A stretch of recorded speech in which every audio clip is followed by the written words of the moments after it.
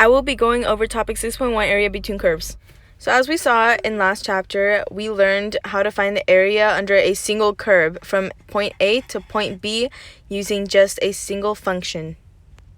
Now in 6.1, we will learn how to find the area under two curves. So this will be using two functions, fx minus gx, as seen in the equation.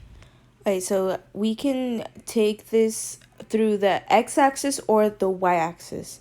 Now, to determine which one to subtract on the y-axis, we take the one on the right and subtract it by the one on the left. So it'd be f of y minus g of y. So as we see, the letters A and B represent the points of start to finish on both x and y.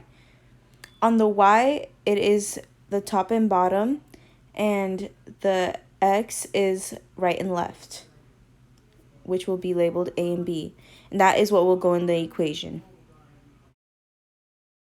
Now on to a more complex example. So we see here that the diagonal line is y equals x, and that the curved line is y equals 5x minus x squared.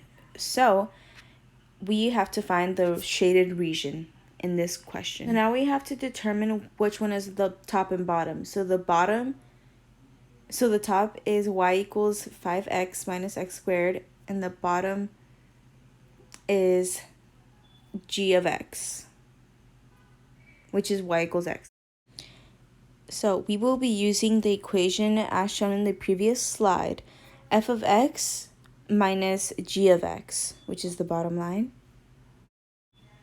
Now what we simply do is plug in f of x and g of x.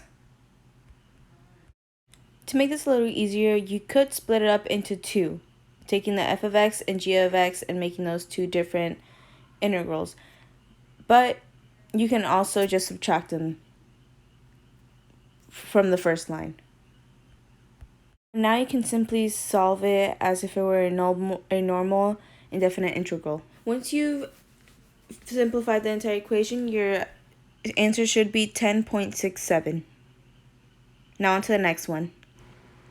Now the difference with this equation, we will be doing the same thing, but the difference is that this is now going along the y-axis, so we will be dealing with y variables. But it will be the same thing. So we will be using the same exact equation, but now we are just plugging everything in.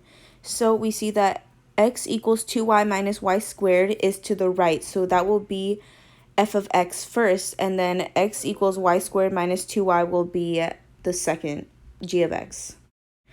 So now you do not have to split them up. You can just simply subtract or add across using common intervals, and now you can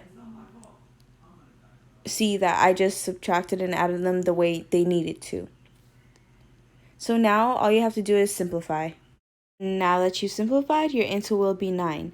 So this will be the question representing how to do anything with the y-axis. And we are finished with 6.1, area under the curve. Thank you.